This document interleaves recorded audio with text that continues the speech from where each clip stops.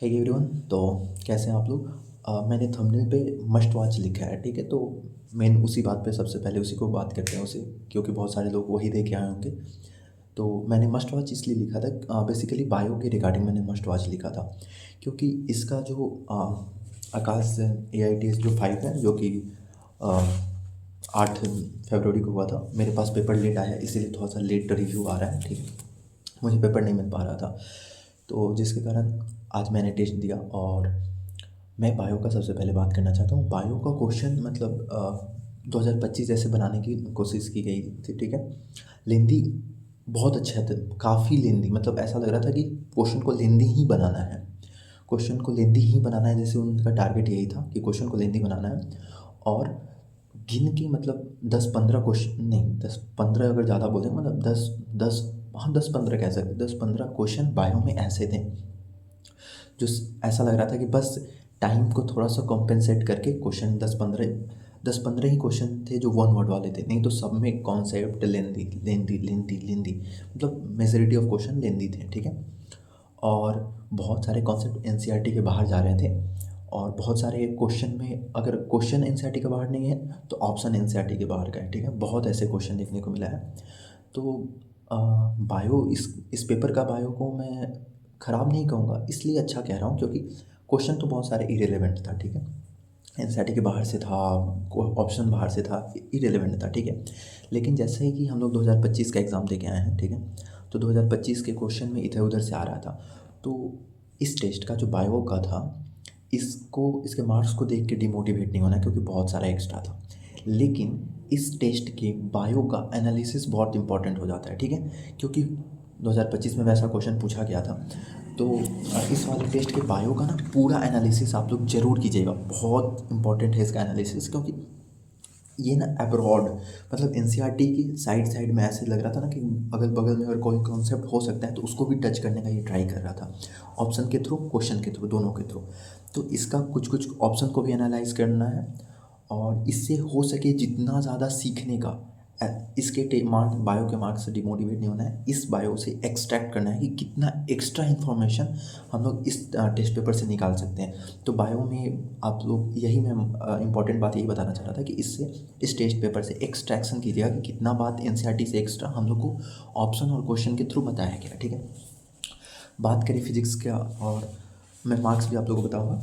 और बात करें फिजिक्स का, तो फिजिक्स काफ़ी आसान था। मुझे ऐसा लग रहा है कि बायो को टफ करके फिजिक्स को ये लोग कॉम्पेंसेट करने के लिए इजी रखा था। काफ़ी आसान फिजिक्स था। पर मेरा थोड़ा सा वही सिली मिस्टेक बार बार हो जा रहा है, पता नहीं क्यों ऐसा हो रहा है। तो फिजिक्स फिजिक्स ओवरऑल इजी ही था, ठीक है।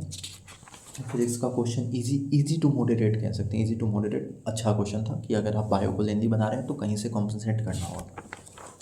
केमिस्ट्री मैंने दिया ही नहीं, केमिस्ट्री में पूरा पेपर मेरा खाली है, क्योंकि ऑर्गेनिक मैं पढ़ा हूँ, ठीक है।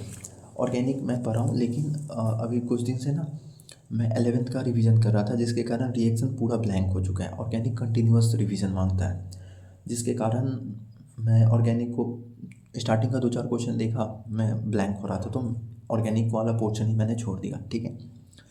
तो ऑर्गेनिक क्वेश्चन ऑर्गेनिक का ठीक दिख रहा है, ठीक है। लेकिन बायो इसका बहुत बहुत अच्छा क्वेश्चन था कि सीखने के तौर पे, टेस्ट एज अ टेस्ट के तौर पे तो इरेलीवेंट भी आप बोल सकते हो, लेकिन एज अ सीखने के वाले नज़रिए से बायो बहुत अच्छा क्वेश्चन था। और इस लेवल का अच्छा क्वेश्चन है कि इस पर डिस्कशन भी मांगता है।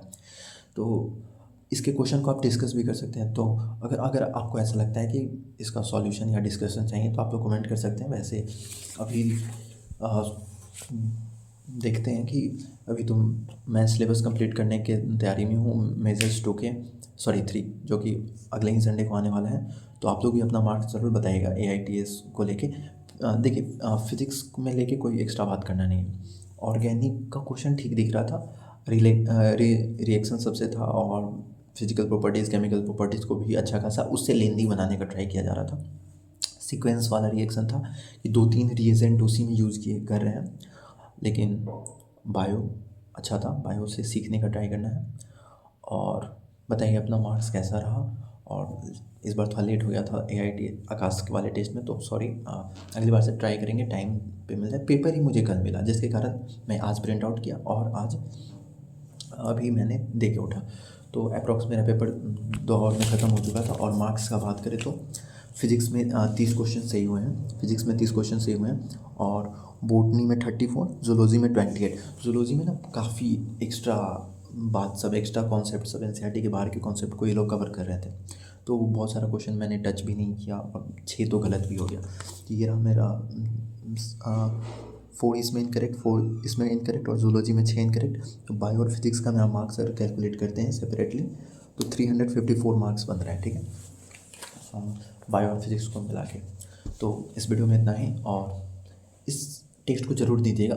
बस अगर बायो ही देना है, अगर आपके पास उतना टाइम नहीं है तो 1 घंटा निकाल के इस टेस्ट को बायो में ही दे दीजिएगा, बायो का ही दे दीजिएगा।